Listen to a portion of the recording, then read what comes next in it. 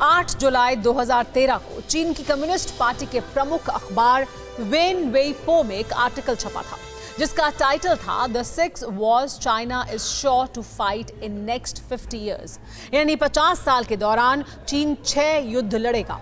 इनमें पहला नाम ताइवान का था और अब लगता है ऐसा वक्त आ चुका है।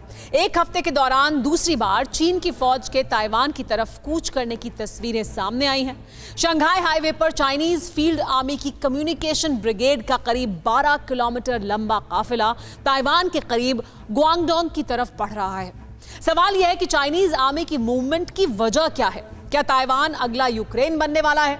लेकिन इससे भी बड़ा सवाल तो यह है कि यूक्रेन की तबाही और ताइवान पर चीनी हमले की आशंका के बीच पाकिस्तान क्यों डरा हुआ है? इस एक्सक्लूसिव रिपोर्ट को गौर से देखिए। सबूतों, बयानों और तथ्यों के साथ हर सवाल का जवाब आपको मिल जाएगा।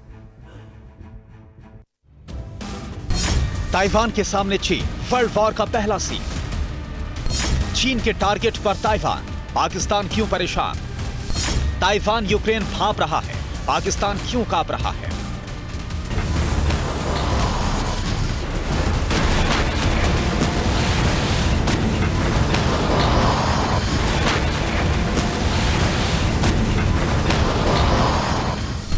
लो जी, फिर से शुरू हो गई युद्ध की बातें।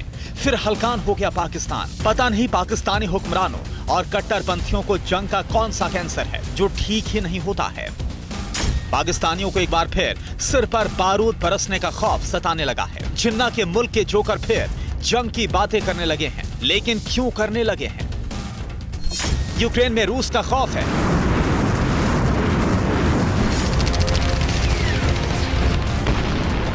यूरोप में परमाणु युद्ध की दहशत है।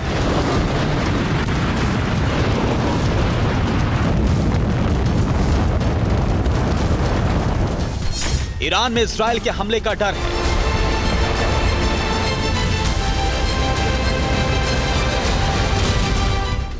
लेकिन पाकिस्तान को किस बात की दहशत है? जवाब ये तस्वीरें हैं। हाईवे पर जंगी जखीरे का यलगार। ये तस्वीरें चीन की हैं।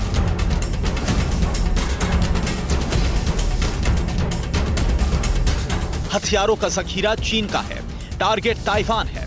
लेकिन इससे पाकिस्तान क्यों परेशान है, बताएंगे। पहले माओ के वारिसों का जंगी मंसूबा समझिए। चंद सवालों के साथ कि क्या अगस्त में चीन ताइवान पर कब्जा करने वाला है? क्या चीन ने ताइवान पर हमले के लिए फौज रवाना कर दी है?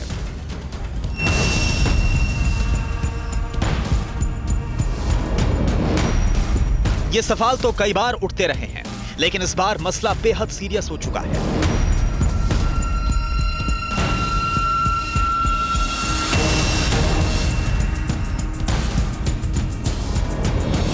चाइनीज आर्मी की पूरी कम्युनिकेशन बटालियन ताइवान की तरफ कूच होती नजर आई है। हफ्ते भर में दूसरी बार चीन से ताइवान के तट पर फौज का काफिला रवाना होने की तस्वीरें सामने आई हैं। इसलिए माना जा रहा है कि चीन किसी भी वक्त ताइवान पर हमला करने वाला है। ये हम नहीं कह रहे हैं। ये वीडियो चीन की नस नस जानने वाली एक्टिविस्ट जेनिफर जैंग ने शेयर किया है। जेनिफर मूल रूप से चीन की सिचुआन प्रोविंस की रहने वाली हैं। चीन की सरकार के दमन के खिलाफ अपनी आवाज उठाती रही हैं। 2001 के बाद से ही जेनिफर ऑस्ट्रेलिया में शरणार्थी की जिंदगी जी रही है। जेनिफर के दावों पर यकीन करने की वजह भी है।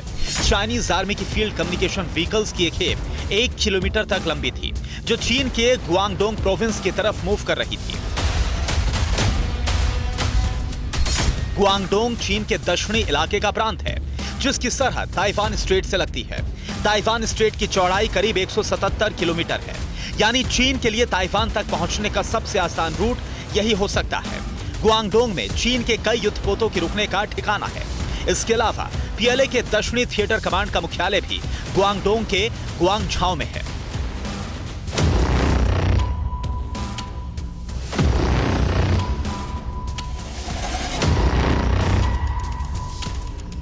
पीएलए की दक्षिणी कमान बेहद अहम मानी जाती है और उसी के पास दक्षिण चीन सागर में कब्जे का जिम्मा है। यही वजह है कि चीन इसी इलाके से बीजिंग पर चढ़ाई की तैयारी कर रहा है। चीन के ताइवान पर हमले को लेकर खबरें समय समय पर सामने आती रहती हैं। पिछले 2 साल के दौरान ऐसी तस्वीरें कई बार सामने आई हैं। लेकिन अभी तक चीन ताइवान पर हमला करने की हिम्मत नहीं कर पाया है। बड़ा सवाल यह है कि इस बार चीन की तैयारियां क्या सीरियस हैं? इसका जवाब है अमेरिका, जो एक बार फिर ताइवान के बहाने बीजिंग की बर्बादी का प्लान कैसे तैयार कर चुका है। ऐसे समझिए, अमेरिकी प्रतिनिधि सभा की अध्यक्ष नैन्सी पेलोसी ताइवान का दौरा कर सकती है। नैन्सी पेलोसी का संभावित दौरा अगस्त में हो सकता है। पेलोसी 25 साल में ताइवान का दौरा करने वाली पहली सर्वोच्च अमेरिकी सांसद होंगी। उनसे पहले 1997 में अमेरिकी प्रतिनिधि सभा के तत्कालीन अध्यक्ष न्यूट गिंगरिच ने ताइवान का दौरा किया था। अमेरिकी सांसद नैन्सी पेलोसी के दौरे की खबर से चीन बिलबिला उठा है। बीजिंग ने अमेरिका को जंग की सीधी धमकी दे दी है। चीन की तरफ से सिर्फ धमकी ही नहीं दी गई है, बल्कि ताइवान और अमेरिका के खिलाफ जंगी तैयारी भी शुरू कर दी गई है। चीन जानता है कि ताइवान को चीन में मिलाने की माओ की ख्वाहिश पूरी करने का वक्त करीब आ चुका है, क्योंकि अमेरिका लगातार ताइवान में दखल बढ़ा रहा है। अमेरिका ताइवान को $108 मिलियन के हथियार दे रहा है। अमेरिकी नेता ताइवान का दौरा कर रहे हैं। अमेरिका की 7th फ्लीट ताइवान स्ट्रेट में चक्कर लगा रही है। बाइडेन बार बार ताइवान पर हमले के लिए फौज उतारने की बात कर रहे हैं।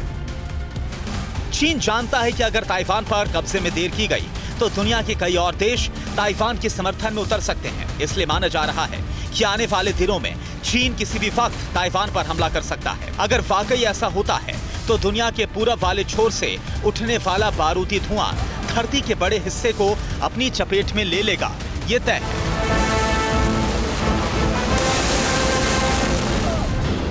चीन ताइवान के साथ क्या करेगा, इसको लेकर ताइवान भी अनजान नहीं है। अपने अंजाम को लेकर ताइवान पूरी तरह से जानकारी रखता है, लेकिन उसे यह भी भरोसा है कि दुनिया का सबसे शक्तिशाली मुल्क अमेरिका उसके साथ खड़ा रहेगा। उसे और तमाम पश्चिमी देशों का समर्थन मिलेगा। लेकिन बड़ा सवाल यह है कि चीन और ताइवान की इस अदावत में पाकिस्तान क्यों परेशान है?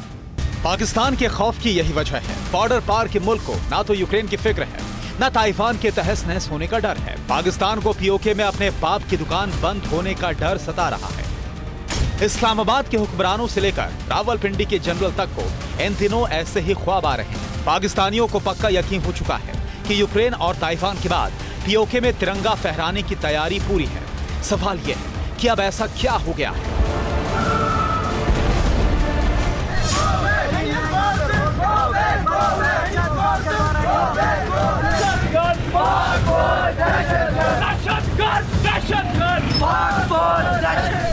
हाथों में इनकलाबी बैनर और जुबां पर आजादी के नारे। पाकिस्तान से आजादी, पाकिस्तान के नाकाबिल हुक्मरानों से आजादी।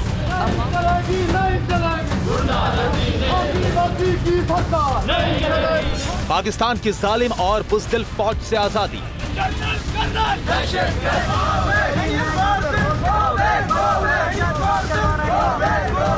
ये भीड़ यूं ही नहीं आई है।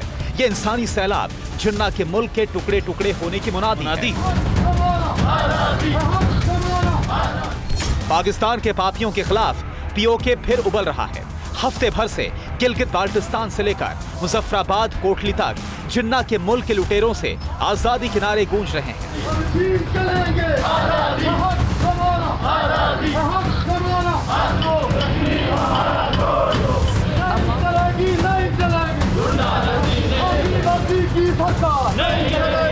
ये तस्वीरें मुजफ्फराबाद की हैं, लेकिन कब्जे वाले कश्मीर के कोने कोने में अवाम इसी तरह इस्लामाबाद के नकारों से लेकर रावलपिंडी के शैतानों को ललकार रही है।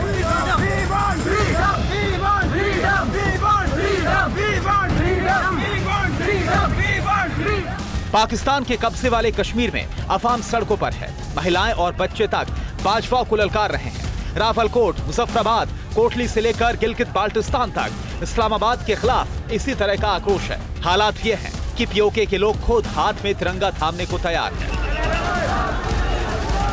तकरीरें तस्दीक करती हैं कि कब्जे वाले कश्मीर में पाकिस्तान के पाप का घड़ा भर चुका है, क्योंकि 7 दशक तक इस्लामाबाद के हुक्मरानों ने न सिर्फ पीओके के संसाधनों को लूटकर अपनी तिजोरी भरी, बल्कि पीओके में जुल्म सितम की इंतहा पार कर दी। 7 दशक में पीओके को पाकिस्तान ने कैसे बर्बाद किया, इसे पीओके के हालात से समझा जा सकता है। पीओके का कुल एरिया करीब 13,297 स्क्वायर किलोमीटर है। पीओके की आबादी 52 लाख के करीब है। 50% घरों में पाइप से पानी की सुविधा नहीं है। 78% घरों में टैप वाटर फैसिलिटी नहीं है। बेरोजगारी की दर 20% से ज्यादा है। पीओके में एक भी बड़ा अस्पताल नहीं है, ना ही कोई बड़ी यूनिवर्सिटी है। पीओके में बहने वाली नदियां नीलम झेलम पर चीन ने डैम बनाए, जिनकी बिजली से लाहौर और इस्लामाबाद रोशन होते रहे, लेकिन मुजफ्फराबाद के मुस्तकबिल में अंधेरा ही रहा। कश्मीर के नाम पर घड़ियाली आंसू बहाने वाले पाकिस्तान ने 7 दशक में क्या किया?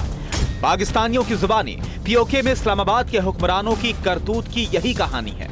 इसलिए पीओके में आक्रोश की आग सुलग चुकी है, बगावत का बवंडर उठ चुका है। यही वजह है कि यूक्रेन की तबाही और ताइवान के तहस नहस होने की आशंका से पाकिस्तानी डरे हुए हैं। पाकिस्तान को एहसास हो चुका है कि एक न एक दिन मुजफ्फराबाद से गिलगित तक का बच्चा बच्चा तिरंगा थामने वाला है।